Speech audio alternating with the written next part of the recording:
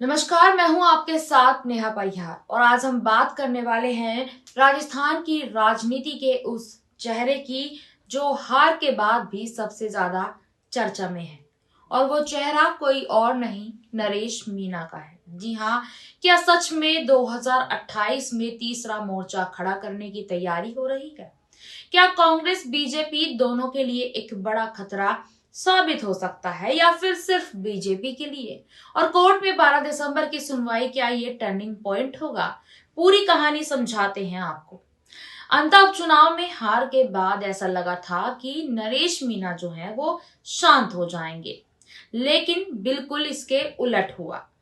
यहाँ पर हार के दूसरे ही दिन कलेक्ट्रेट के बाहर यहाँ पर देखा गया कि किसानों के मुद्दों पर नरेश मीना जो है वो धरने पर बैठ गए। उन्होंने चुनाव नतीजों के बाद साफ कह दिया था कि परिणाम चाहे जो भी हो, मैं जनता के बीच रहकर उनकी लड़ाई लड़ूंगा। और उन्होंने ये बात करके दिखा भी दी है।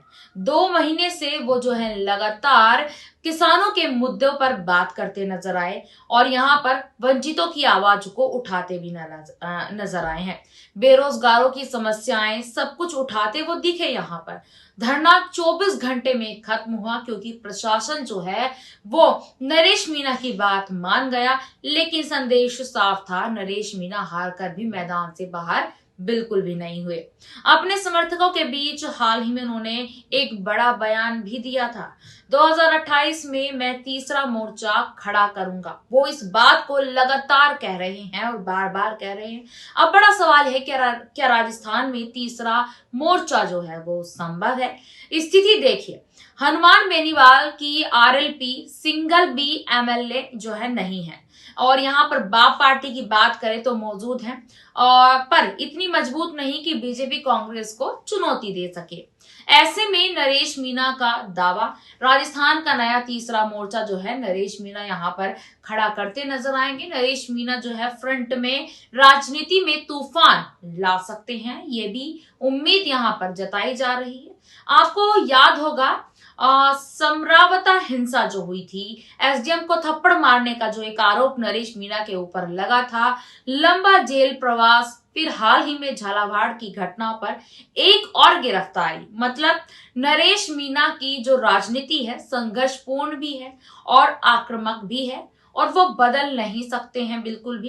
कई बार ये आक्रामकता उन्हें विवाद में भी ले जाती है, जैसे कि आपने देखा एसडीएम थप्पड़ कांड हमें देखने को मिला था। लेकिन उनके समर्थकों की जो नजर में यही उनकी सबसे बड़ी ताकत है।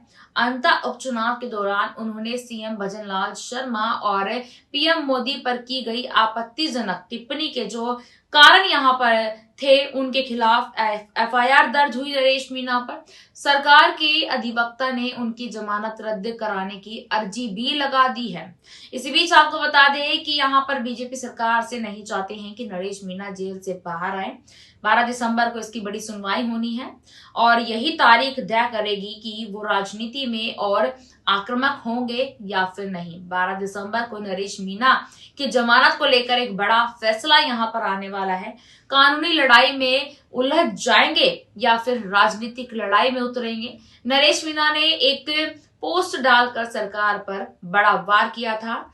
समरावता मामले में सीएम भजनलाल शर्मा ने मेरे पिता से जो वादा किया था उसका क्या हुआ? इस तरीके से जो है यहाँ पर नरेश मीना इस बात को कहते नजर आए। उन्होंने साफ कहा कि सरकार चाहे डराए धमकाए, लेकिन वह वंचितों और शोषितों की आवाज नहीं रोकेंगे।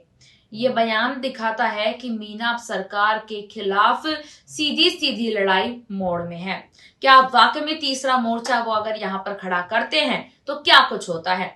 कुछ दिन पहले नरेश मीना खाटू श्याम जी के दर्शन पर गए। उन्होंने वही बात दोहराई, 2028 में मैं पूरी ताकत के साथ मैदान में उतरूंगा, थर्ड फ्रंट बनाऊंगा। यानी कि मतलब साफ है, ये कोई भावनात्मक पल का बयान नहीं था और बिल्कुल भी इस बयान को ऐसे नहीं देखा जा सकता। ये राजनीतिक घोषणा थी और पीसीसी चीफ गोविंद सिंह डोटासरा ने सीधा सीधा तंज भी यहाँ पर कसा था। नरेश मीना का कोई भरोसा नहीं है क्योंकि लगातार ये चर्चा हो रही है कि नरेश मीना कांग्रेस में वापसी कर सकते हैं, वो हर उपचुनाव में वहां से लड़ना चाहते हैं।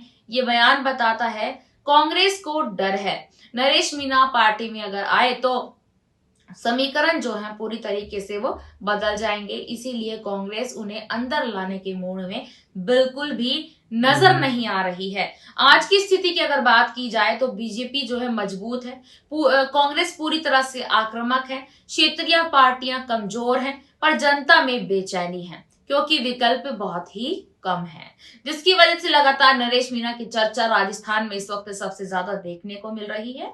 इसी जगह नरेश मीणा अपना राजनीतिक स्पेस देख रहे हैं। उनकी ताकत है युवाओं में क्रेज, ग्राउंड एक्टिविटीज जो भी यहाँ पर देखने को मिलती हैं, हर विवाद के बाद और लोकप्रिय हो जाते हैं वो, क्योंकि आपने देखा होगा कि लगातार वो धरने पर बैठे नजर आते हैं।